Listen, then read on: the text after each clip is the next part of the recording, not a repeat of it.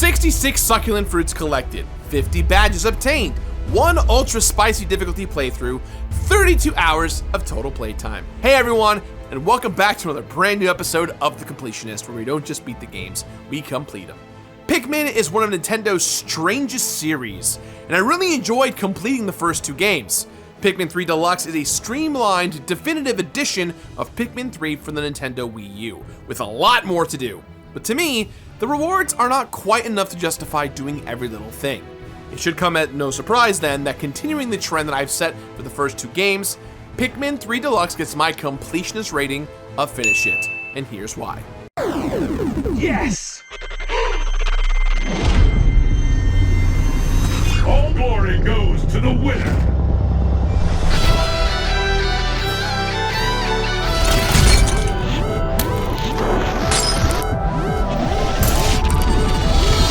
Game over! Wake up! Last one standing wins!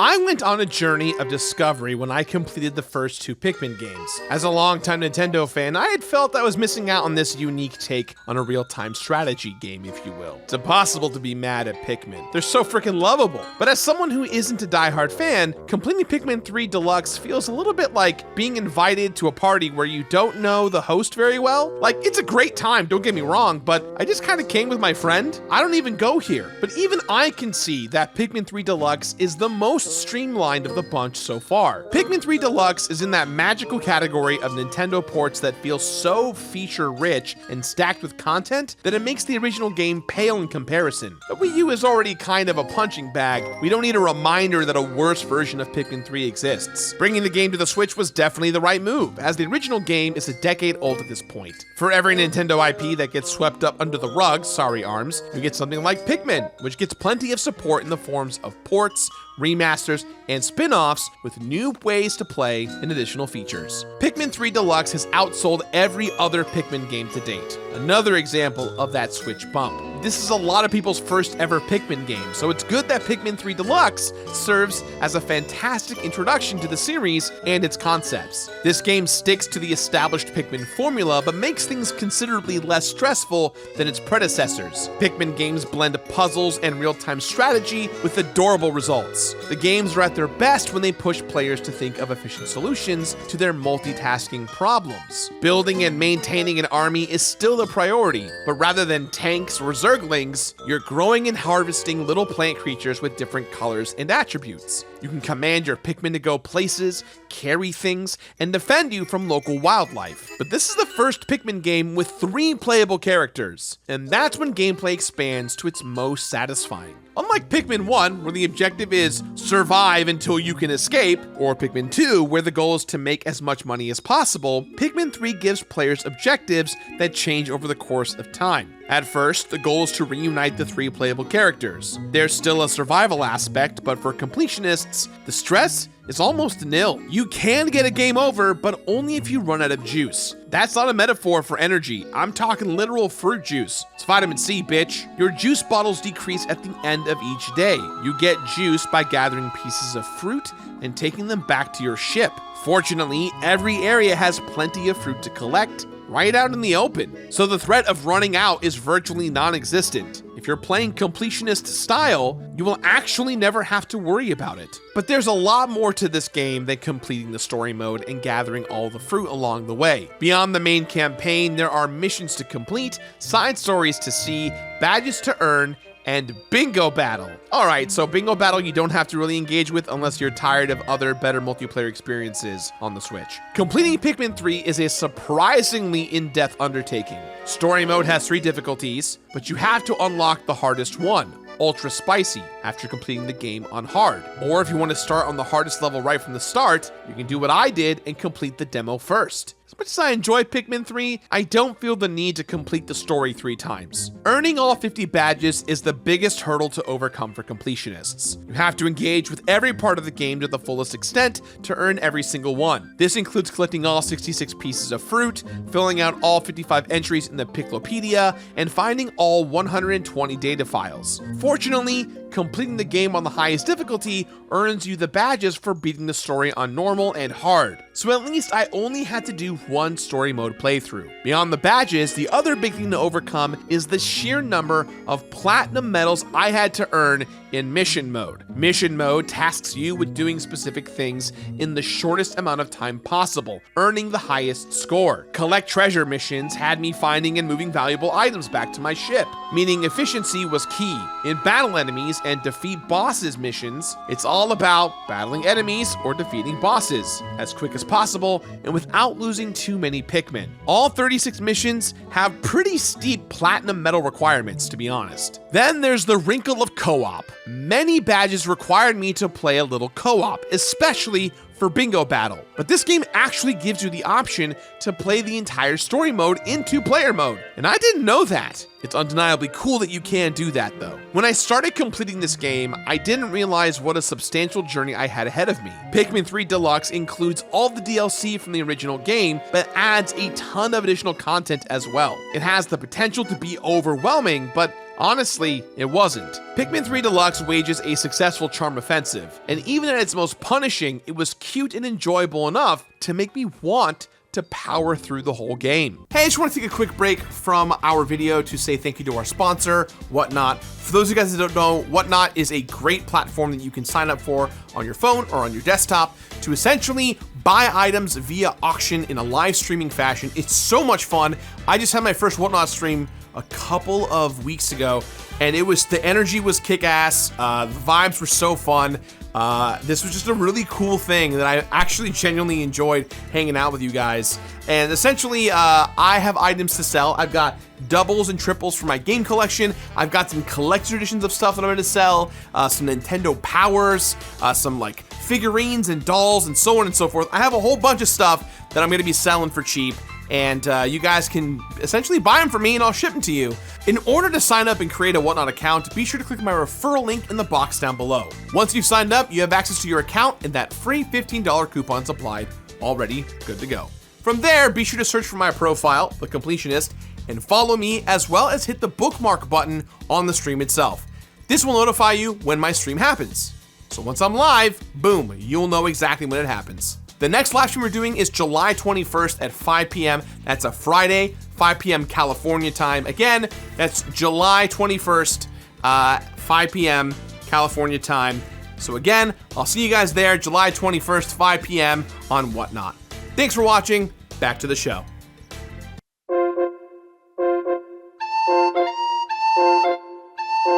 Pikmin as a series has always been bursting with personality. Pikmin 3 Deluxe continues this trend. From the 3 playable characters, to the enemy designs, to the collectibles, there was never a moment during the completion of this game where I didn't have a big doofy grin on my face. Pikmin 3 has a darkly funny premise. The planet Kopai is on its last legs. Its inhabitants have stripped the entire world of all of its food, and so its leaders have sent astronauts out to different planets to see if there's anything edible out in the vastness of space. On what should have been a scouting mission, our heroes' spaceship crash lands on PNF 404, aka the Pikmin planet. Fortunately for our 3 heroes, they survive, and their ship is relatively intact. Unfortunately, they begin the game completely separated. With the help of the friendly plant people, Alf, Brittany, and Charlie are able to reunite. They discover that this planet is full of gigantic, delicious, life-giving fruit, and so collecting it becomes a priority. But as the intrepid trio combs the planet for sustenance, they discover that PNF 404 is not as uncharted as they initially thought. By collecting glowing data shards, the group discovers that the Hokatations, Olimar and his brother Louie, are here too, and endeavor to rescue them. Bringing back legacy characters can be a gamble in a game like this that kind of serves as an introduction to the franchise, but it was actually super hyped to see Olimar again. Turns out, he's the one who has been leaving behind all the data cards. so over the course of completing the game, you'll learn all about his struggles. Pikmin 3 pushes the aesthetic of the Pikmin series further than ever before. This has always been one of Nintendo's cutest franchises from a visual standpoint, and this game doubles down on that. The player characters are teeny tiny, and every object that your Pikmin can collect feels supersized in comparison. A simple bunch of green grapes takes a team of a dozen Pikmin to transport across the map. And normal things like a cell phone are viewed as gigantic pieces of lost technology. Since the camera is a top-down God-eyes view, you really get a sense of scale. Enemy design in Pikmin has always skewed more obscured and cutesy than threatening. But from the Pikmin's point of view,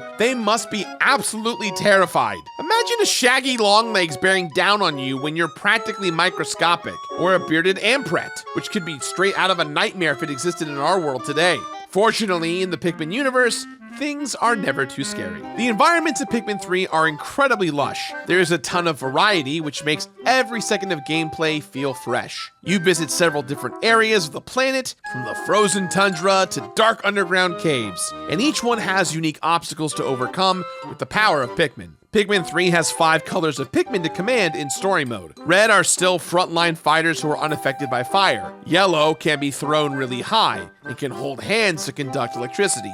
Blue Pikmin are the Navy SEALs of the universe, and Rock Pikmin can shatter crystal enemies and don't get squished by big boulders. Finally, there are the Flying Pink Pikmin.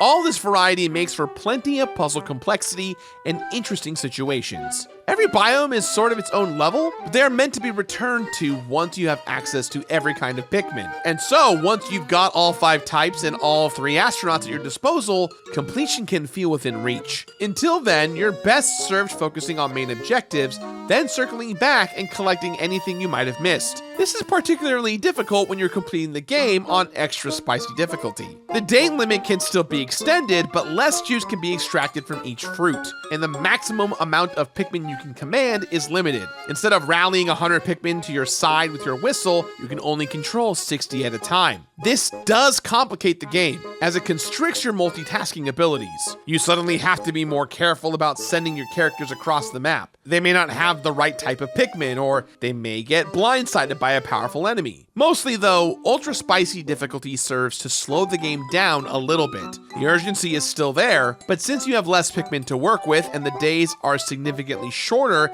than on normal difficulty, certain objectives may take longer to complete. The first few objectives in the game, where you're trying to reunite the trio and have to build a bunch of bridges to get across some water, can take a bit more time unless you're very organized. That is one of the best feelings that Pikmin provides, a sense that you are an organizational mastermind. Managing 3 player characters and little groups of Pikmin feels extremely satisfying. At any given moment, you can throw one of your party members as if they're a Pikmin, and then switch to them. You can open up the map and tell a character to go here, then go and do something else with a different small group. When all these systems interact together, Pikmin 3 Deluxe feels like a finely crafted piece of machinery. It does have its hiccups though. Apparently, this version of the game has better pathing than the Wii U version, but it's still pretty easy to leave Pikmin behind. It sucks to reach the end of the day and suddenly notice that you're missing 4 Pikmin who got stuck by walking up a ramp. When the day is done, creatures come out of the woodwork to nom on anyone left behind, which is all the incentive enough I need to try and save every Pikmin that I can. Also, from a practical standpoint, replacing Pikmin can be a bother, especially if you're trying to have a fully bloomed team of flower Pikmin. Ultra spicy difficulty skimps out on nectar, which boosts your weaker Pikmin to a fully bloomed state. So if I wanted flower Pikmin, I had to let them bloom the old-fashioned way, with time, which is already in short supply on the hardest setting. Now, these aren't exactly complaints. I know most of these thoughts don't apply since the majority of players will likely start on normal difficulty and maybe work their way up. Completing story mode is truthfully only a fraction of the content that Pikmin 3 Deluxe has to offer. This is a feature-rich experience, and though the rewards for completing every mode and earning every badge don't leave me with a deep feeling of satisfaction, I still had a lot of fun doing so.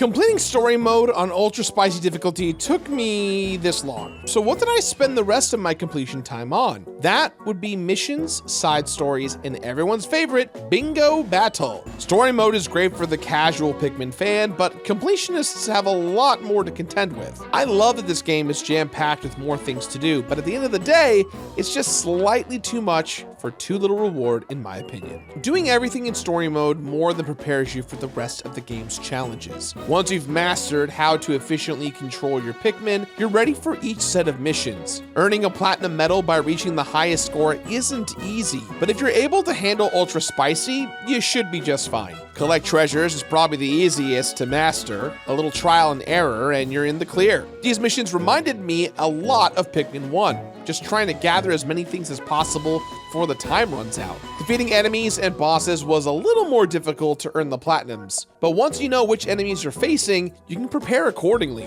In these missions, you can grow more Pikmin, but it takes time to collect enemy corpses and cart them back to your home base. I had to strike a balance between gathering new Pikmin and sending my soldiers back out to the field. Once I learned how to use bomb rocks and spicy spray efficiently, I was able to tackle these missions no problem. Mastering boss patterns was actually very satisfying. The bosses in Pikmin 3 are well designed and make you feel smart for figuring out how to defeat them quickly. The two side stories add a lot of character to round out Pikmin 3 Deluxe. Olimar's assignment, composed of 4 short missions, is available to play after you rescue Captain Charlie in the main campaign. Olimar's comeback, a longer side story with 10 missions, is only available once you beat the story. These side stories are much more limited than the main campaign, but it's such a blast to see more of the weird world of Pikmin play out. These stories follow Olimar and Louie, and have more little Olimar reports to read at the end of each day. And having more of the little Olimar reports to read at the end of each day is delightful. I'm not someone who cares deeply about the lore of the Pikmin universe, but it is nice to learn how these brothers wound up back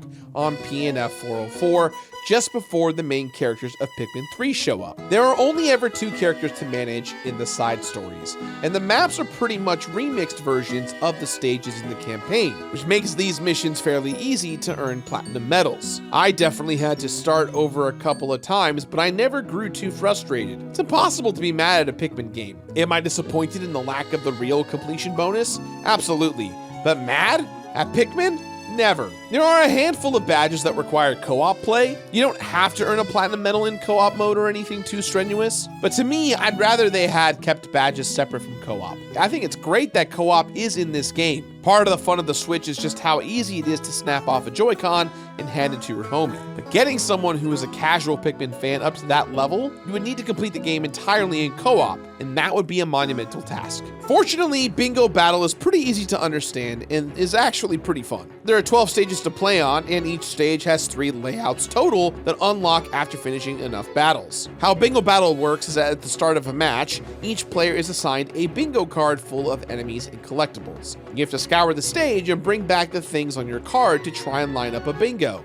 This is one of the most novel multiplayer modes I've ever seen in a game like this. You can also achieve victory by stealing your opponent's victory macaroon or going scorched earth and killing all of their Pikmin or their leader. So steal a big cookie or murder everyone. Nice to have options. There are also a bunch of items that don't exist in the main game to change things up. You'll probably earn all of the Bingo Battle related badges purely by playing this mode for about an hour. It's very fun, totally unique, and a great addition to the series. Completing this mode by earning every badge, unlocking every stage, and uncovering every stage layout is fairly easy and enjoyable too. I don't know that adding this mode necessarily contributes to the core value of the game, but I'm glad it's here. I saved all the co-op badges for last because they're easy to earn, and I treated them like a cooldown from earning the rest of the badges. The story campaign feels short, and it has a real sense of discovery and momentum that keeps you pressing forward. The side missions and challenges have some genuinely difficult moments